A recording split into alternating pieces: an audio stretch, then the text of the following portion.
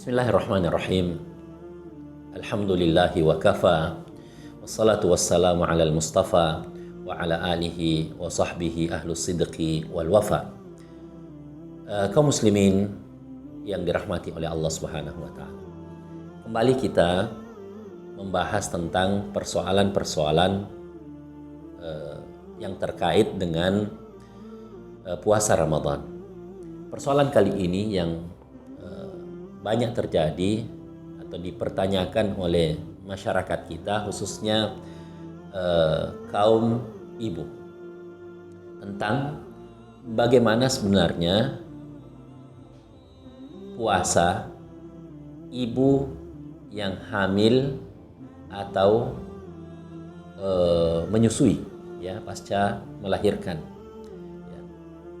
Bagaimana harusnya puasa mereka dan apa pendapat para ulama tentang puasanya orang-orang yang menyusui dan dalam kondisi hamil.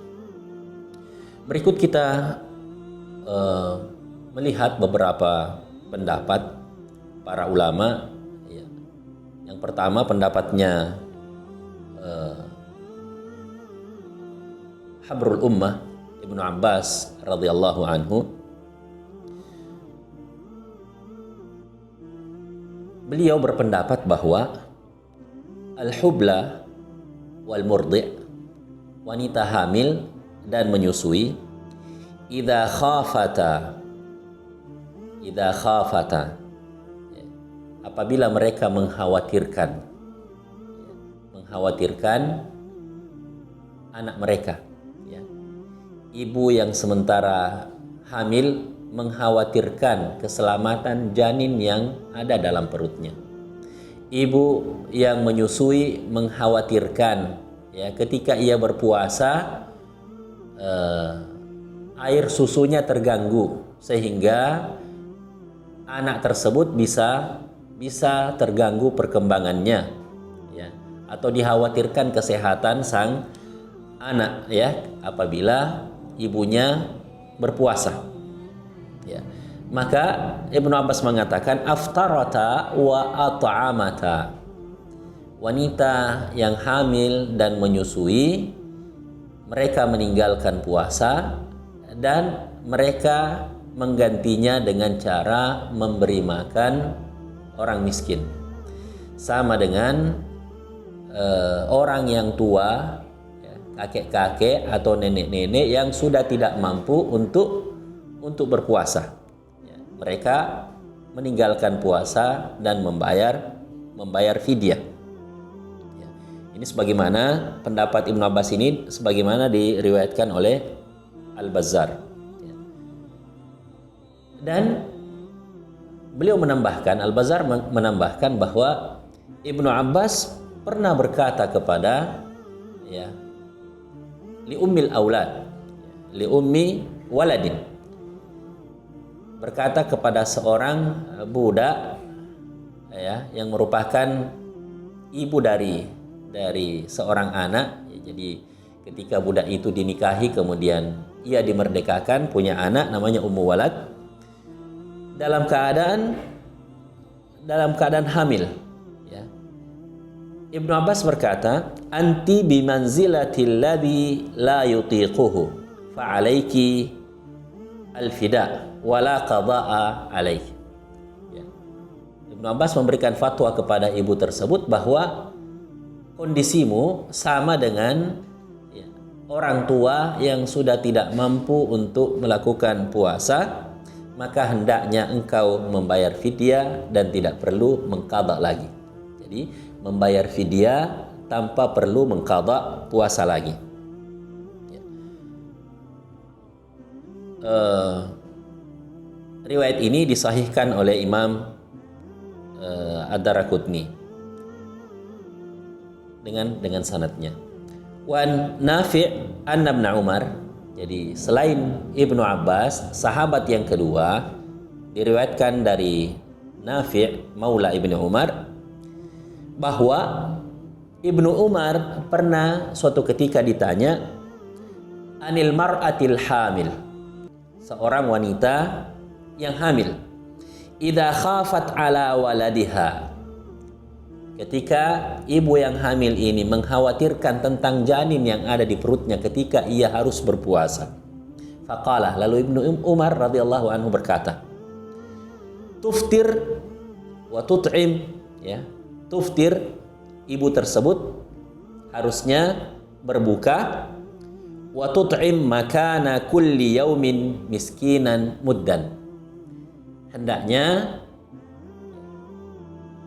ia memberi makan, jadi dia berbuka, meninggalkan puasa, kemudian mengganti puasa tersebut dengan setiap hari memberi makan orang miskin 1 mud. Ya, kira-kira 1 mud itu, ya, pernah kita sebutkan kemarin, kurang lebih 600 gram, ya, minal hintah, dari biji gandum. Riwayat ini tentang Ibnu Umar ini diriwayatkan oleh Imam Malik dan Al-Baihaqi. Kemudian ada riwayat yang lain yang mengatakan innallaha wada'a 'anil musafiri as-sauma wa syatra as-salah. Allah Subhanahu wa taala, ya, menghilangkan atau meletakkan kewajiban setengah, ya, meletakkan kewajiban bagi orang musafir, ya, meletakkan kewajiban bagi orang musafir untuk tidak berpuasa dan setengah daripada rakaat salat. Wa anil hubla wal murdi' wa anil hubla wal murdi' as-saum, dan dari wanita yang hamil dan menyusui diberikan rukhsah untuk meninggalkan puasa. Persoalan ini di kalangan Al-Ahnaf, mazhab Hanafiyah, begitu juga pendapat Abu Ubaid dan Abu Thawr, annahuma yaqdiyani faqat. Jadi pendapatnya mazhab Hanabilah bahwa apabila seorang wanita hamil menyusui kemudian mereka meninggalkan puasa, maka tugas mereka adalah sekedar mengqadha tanpa harus memberi makan. Namun ada pendapat yang ketiga, yaitu pendapatnya Imam Ahmad bin Hanbal dan Imam Asy-Syafi'i. Jadi mazhab Hanabilah dan madhab Syafi'iyah melihat bahwa annahuma, keduanya, wanita yang hamil atau wanita yang menyusui, idza khafata 'alal waladi faqat wa aftara, kalau mereka cuma mengkhawatirkan janin atau bayinya, maka mereka boleh meninggalkan puasa, fa 'alaihima al-qadha wal fidyah. Maka mereka setelah tidak berpuasa di bulan Ramadan, mereka harus mengqadha puasanya, mengganti puasanya sejumlah hari yang ditinggalkan. Kemudian ada kewajiban yang lain, ya, ada kewajiban yang lain, yaitu mereka membayar fidyah juga. Jadi ada 2 konsekuensinya menurut mazhab Hambali dan mazhab Syafi'i. Konsekuensinya adalah ketika mereka mengkhawatirkan janin atau anak yang disusui, maka mereka boleh meninggalkan puasa, namun mereka mengqadha, ya, mengqadha dan membayar fidyah. Wa in khafata ala anfusihima faqat, dan seandainya mereka cuma mengkhawatirkan kesehatan diri mereka. Jadi wanita yang hamil mengkhawatirkan kesehatan dirinya, wanita yang menyusui mengkhawatirkan kesehatan dirinya saja, ya.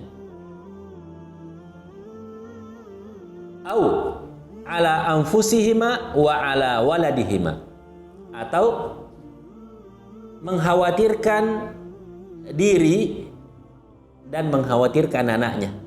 Jadi mengkhawatirkan dirinya saja atau mengkhawatirkan dirinya dan mengkhawatirkan janinnya dan anaknya yang disusui. fa'alaihima al-qadha la ghair.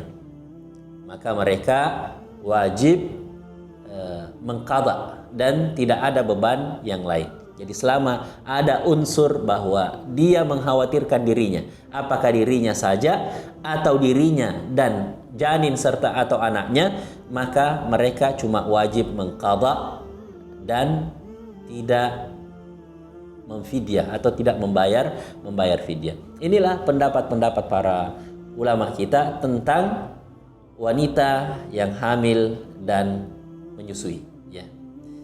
Yang pertama, mereka membayar fidyah tanpa qadha, itu pendapatnya Ibnu Abbas dan Ibnu Umar.